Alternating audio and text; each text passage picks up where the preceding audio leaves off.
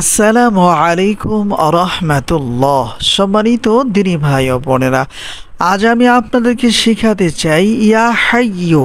ইয়া হাইয়ু এই ছোট্ট ওজিফাটি 120 বার পাঠ করে ফু দিলে কি হয়। আবারও বলছি, আজকের আলোচনার বিষয়বস্তু হচ্ছে ইয়া হাইয়ু। এই ছোট্ট ওজিফাটি 120 বার পাঠ করে ফু দিলে অথবা দম করলে কি হয়, বিস্তারিত জানার জন্য আর এই দামি আমলটা শিখে রাখার জন্য সম্পূর্ণ ভিডিওটি দেখার অনুরোধ থাকবে। আর প্রতিদিন ইসলামিক নতুন নতুন ভিডিও সবার আগে দেখতে, আপনার পর্যন্ত পৌঁছাতে আমাদের এই ছোট্ট চ্যানেলটি সাবস্ক্রাইব করার অনুরোধ থাকবে। সম্মানিত দিনী ভাই ও বোনেরা, আমি সর্বপ্রথমই আপনাদেরকে এই আমলটা সঠিকভাবে শিখাতে চাই। এরপরে বলে দিব ইয়া হাইয়ু 120 বার পাঠ করে ফু দিলে কি হয়। সম্মানিত দিনী ভাই ও বোনেরা, এই আমলটা কখন কিভাবে করবেন পরামর্শ থাকবে। ফজরের নামাজের পরই এই আমলটা করে নেওয়ার চেষ্টা করবেন। অজু না থাকলে প্রথমত অজু করে আসবেন, এরপরে জায়নামাজের পাটিতে ক্যাবলামুখী হয়ে বসবেন।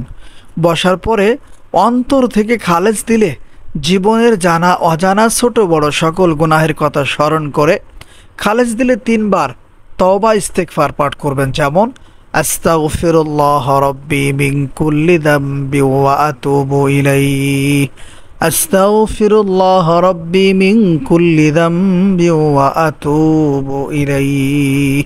আস্তাগফিরুল্লাহ রাব্বি মিন কুল্লি যামবি ওয়া আতুবু ইলাইহি। এরপরে 3 বার দুরূদ ইব্রাহিম অথবা অন্য কোনো দুরূদ শরীফ পাঠ করবেন। যেমন সাল্লাল্লাহু আলাইহি ওয়াসাল্লাম, সাল্লাল্লাহু আলাইহি ওয়াসাল্লাম। 3 বার ইস্তেগফার, 3 বার দুরূদ শরীফ পাঠ করে কোনো ফু দেওয়ার প্রয়োজন হবে না। এরপরে কষ্ট করে এই ওজিফাটি আমাদেরকে 120 বার পড়তে হবে। তবে হ্যাঁ, আমলের শুরু থেকে শেষ পর্যন্ত এর মধ্যবর্তী সময়ে কোনো কথা বলা যাবে না। সম্মানিত দিনী ভাই ও বোনেরা, তাহলে আসুন আমরা এই ওজিফাটি পড়া শুরু করি। ওজিফাটি হচ্ছে ইয়া হাইয়ু, ইয়া হাইয়ু, ইয়া হাইয়ু, ইয়া হাইয়ু। একই বৈঠকে 120 বার এই ওজিফাটি পড়তে হবে। যখন 120 বার এই ওজিফাটি পড়া হয়ে যাবে, তখন আমাদের কাজ হচ্ছে আমাদের দেহে বুকে একটি ফু অথবা দম করতে হবে। যেমন সম্মানিত দিনী ভাই ও বোনেরা, এরপরে কষ্ট করে 2 বার দুরূদ ইব্রাহিম পাঠ করতে হবে অথবা অন্য কোনো দুরূদ শরীফ। যেমন সাল্লাল্লাহু আলাইহি ওয়াসাল্লাম, সাল্লাল্লাহু আলাইহি ওয়াসাল্লাম। বুকে আরও 2টি ফু দিতে হবে। যেমন মোট 3টি ফু দিয়ে এই আমলটা কমপ্লিট করতে হবে। যখন আমলটা কমপ্লিট হয়ে যাবে, তখন 2 হাত তুলে আল্লাহ সুবহানাহু ওয়া তাআলার কাছে কান্না জড়িত কণ্ঠে কিছু সময় দোয়া করতে হবে। সম্মানিত দিনী ভাই ও বোনেরা, এখন আপনাদেরকে বলে দিব ইয়া হাইয়ু এই ওজিফাটি 120 বার পাঠ করে ফু দিলে কি হয় অথবা দম করলে কি হয়। সম্মানিত দিনী ভাই ও বোনেরা, এই আমলটা তাদের জন্য যারা দীর্ঘদিন যাবৎ অসুস্থ হয়ে বিছানায় পড়ে আছেন কিংবা কোনো কঠিন রোগে ভুগছেন, কিছুতেই আপনার রোগ সারছে না। কত ডাক্তার দেখাচ্ছেন, ওষুধ খাইতেছেন, কবিরাজ দেখাইতেছেন, ওষুধ খাইতেছেন, তারপরেও আপনার রোগ সারছে না।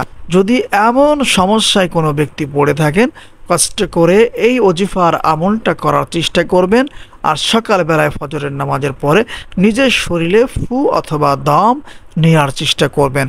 এখন কথা হচ্ছে, কোনো ব্যক্তি যদি এই আমলটা অন্য কারোর জন্য করতে চান, তাহলে কি করবেন?